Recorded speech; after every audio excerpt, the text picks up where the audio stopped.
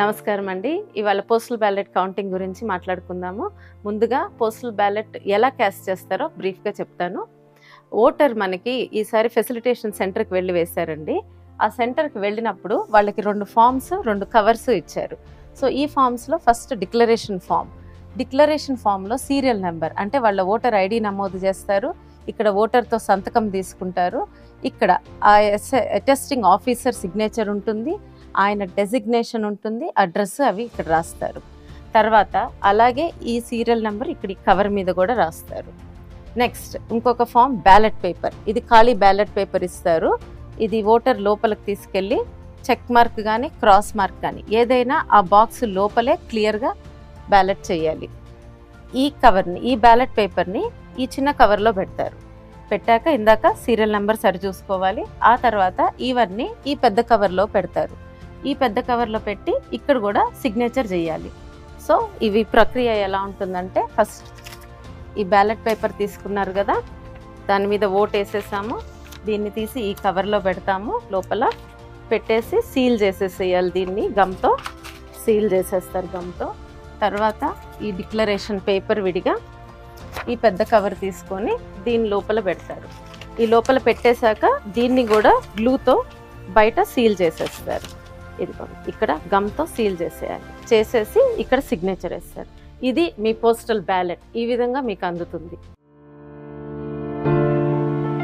Postal ballot counting రోజు agents మీరు 6 గంటల కల్లా కౌంటింగ్ హాల్కి చేరుకోవాలండి. మీతో పాటు ఫామ్ 18, అలాగే మీకు వచ్చిన ఐడి బ్యాడ్జ్, దాని మీద టేబుల్ నెంబర్ ఉంటుంది, ఎక్కడ వెళ్ళి కూర్చోవాలో చెప్పి నిర్ధారించబడిన ప్లేస్లో. తర్వాత పెన్ను, పేపరు నోట్ చేసుకోవడానికి, అలాగే మీరు ఫుడ్ ఏం తినాలో తినేసేయండి, ట్యాబ్లెట్స్ వేసుకోండి.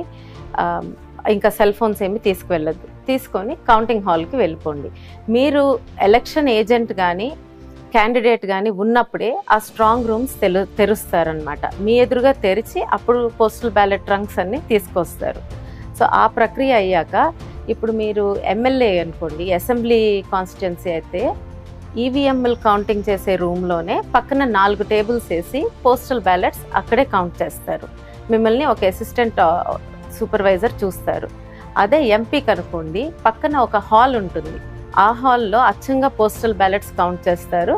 అక్కడ కూడా మీకు ఎన్ని బ్యాలెట్స్ పడినాయి పోస్టల్ బ్యాలెట్స్ దాన్ని బట్టి అప్పుడు 14 టేబుల్స్ వరకు వేసి కౌంటింగ్ జరుగుతుంది. సో ఇప్పుడు మనం ఎంపీది సెటప్ ఎలా ఉంటుందో ఒకసారి చూద్దాం. సో ఈ లోపలికి వెళ్ళాక ఇదే రూము, 14 టేబుల్స్ ఉంటాయి, ఒక రెడ్ ఫెన్స్ ఉంటుంది. ఈ ఫెన్స్ బయటే మీరు కౌంటింగ్ ఏజెంట్స్ ఇక్కడ కూర్చొని ఉంటారు. లోపల ఈ టేబుల్స్లో ముఖ్యంగా పోస్టల్ బ్యాలెట్స్ని రిటర్నింగ్ ఆఫీసర్ సూపర్వైజ్ చేస్తారు. ఆయన చూసుకుంటారు. ఒక్కొక్క టేబుల్ దగ్గర 2 కౌంటింగ్ సూపర్వైజర్స్, ఒక అబ్జర్వర్, ఒక మైక్రో అబ్జర్వర్ ఉంటారు. ఇక్కడ అబ్జర్వర్ చాలా జాగ్రత్తగా అన్ని ఫిల్మ్ చేస్తారు. ఆయనకు చాలా ఎక్కువ రోల్ ఉంటుంది, అన్నీ నోట్ చేసుకుంటా ఉంటారు పేపర్ మీద కూడా. సో ఇది సెటప్ ఉంటుంది. సో దీనిలో పోస్టల్ బ్యాలెట్ కౌంటింగ్స్లో ఫస్ట్ ఈటీపీబీఎస్ అంటే electronically transferred postal ballot system అని ఉంటుంది. ఇది ముఖ్యంగా మన మిలిటరీ, పారామిలిటరీ దళాలు వాళ్ళు చేస్తారు. వాళ్ళ కౌంటింగ్ ఫస్ట్ స్టార్ట్ అవుతుంది. ఇక్కడ క్యూఆర్ కోడ్ ఉంది కదా, దీన్ని స్కాన్ చేసి వాళ్ళ కౌంటింగ్ చేస్తారు. తర్వాత process postal ballots, regular postal బ్యాలెట్స్కి ప్రీ కౌంటింగ్ అనే ప్రక్రియ ఒకటి ఉంటుంది. దానిలో ఇప్పుడు మనకి సుమారుగా ఒక నియోజకవర్గానికి 23,000 పోస్టల్ బ్యాలెట్స్ వచ్చినాయి అనుకోండి.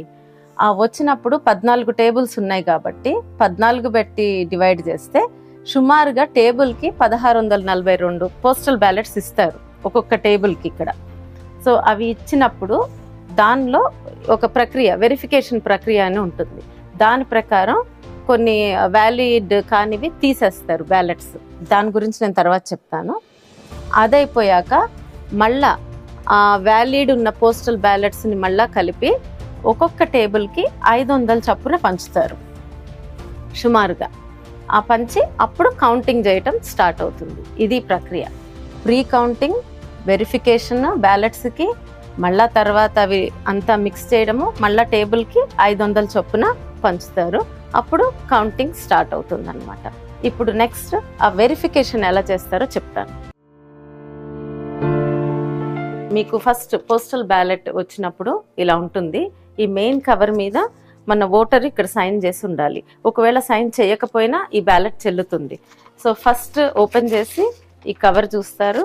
తర్వాత దీనిలో డిక్లరేషన్ ఫామ్ కంపల్సరీ ఉండాలి. ఇది లేకపోతే ఈ ఓటు చెల్లదు. సో డిక్లరేషన్ ఫామ్ తర్వాత ఉండేది ఈ బ్యాలెట్ చిన్న కవరు. అప్పుడు మీరైతే ఈ బ్యాలెట్లో సీరియల్ నెంబరు, ఇక్కడ సీరియల్ నెంబరు సరిగ్గా ఉండాలి, సేమ్ ఉండాలి, దీనిలోది. అప్పుడే ఈ బ్యాలెట్ చెల్లుతుంది. ఒకవేళ ఈ రెండు తేడా ఉంటే ఈ ఓటు చెల్లదు. సో పక్కన పెట్టేస్తారు. సో ఇలా చెల్లని ఓట్లన్నీ అంటే ఈ కవర్లు ఇవి ఈ చెల్లనివన్నీ ఒక బ్యాగ్లో పెట్టి కవర్ చేసేసి సీల్ వేసేస్తారు.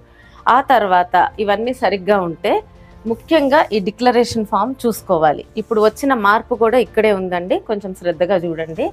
ఇది సీరియల్ నెంబర్ అంటే సీరియల్ నెంబర్ కరెక్ట్గా అంటే ఓటర్ ఐడి ఇది ఉండాలి. అలాగే ఓటర్ సంతకం ఉండాలి, ఇక్కడ ఇది ఉండాలి, ఇక్కడ అటెస్టింగ్ ఆఫీసర్ సంతకం ఉండాలి. సో ఈ మూడు ఉంటే ఈ ఓటు చెల్లినట్టే.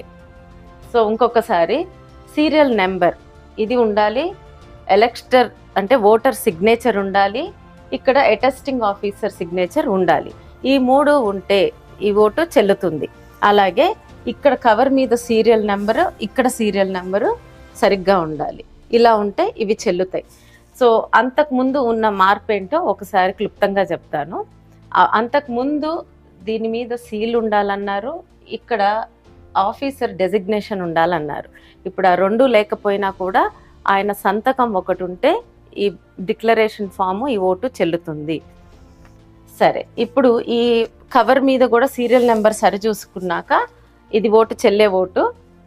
ఇలాంటి చెల్లే ఓట్లు కవరు, డిక్లరేషన్ ఫాము ఇవన్నీ తీసేసి ఇంకొక బ్యాగ్లో సీల్ చేస్తారు. అంటే ఈ కవర్ ఓపెన్ చేసే ముందు ఇవేమి టేబుల్ మీద ఉండకూడదు. అంటే ఎవరికి ఓటేశారు అనేది తెలియకుండా సీక్రసీ మెయింటైన్ చేయాలని ఇవన్నీ కూడా చెల్లే ఓట్ల కవరు, డిక్లరేషన్ ఫామ్స్ మళ్ళీ విడిగా ఇంకో బ్యాగ్లో పెట్టి సీల్ చేస్తారు. అంటే చెల్లని ఓట్లు ఒకదానిలో సీల్ అవుతాయి, చెల్లే ఓట్లు ఒకదానిలో సీల్ అవుతాయి. సో ఇప్పుడు మీకు ఈ కవర్ ఒకటి మిగులుతుంది.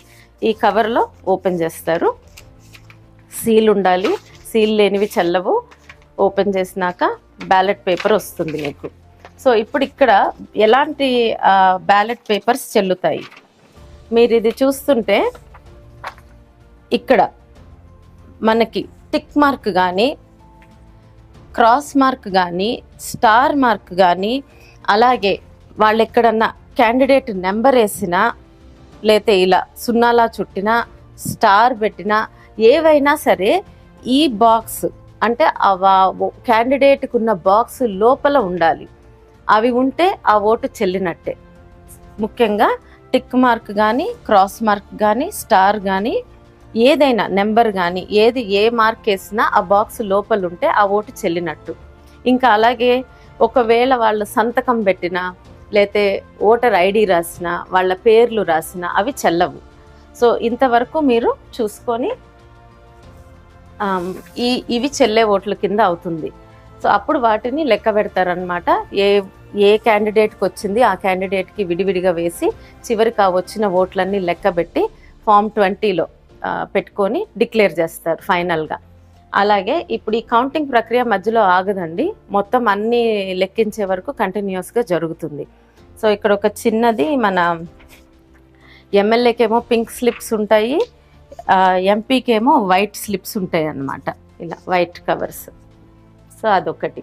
మీకు ముఖ్యంగా ఇప్పుడు ఆ బ్యాలెట్ కౌంటింగ్కి వెళ్ళేటప్పుడు మేమైతే మా పార్లమెంట్ నియోజకవర్గానికి మా ఏజెంట్స్ అందరికీ ఈ కొత్తగా రిలీజ్ అయినది ఇవ్వబోతున్నాము. అంటే ఆయన ఇచ్చిన చీఫ్ ఎలక్టర్ ఆఫీసర్ పంపించిన లెటర్ ఈ చేంజ్ని తెలియజేస్తూ ఇక్కడ ఏముందంటే postal ballots validity form 13A గురించి వాళ్ళు క్లియర్గా ఇచ్చారు. ఇది ఇక్కడ చెప్పింది ఏంటంటే commission has directed that all form 13A where the attesting officer as authorised by the RO put his signature but has not mentioned his name and designation or put his seal be considered valid by returning officer.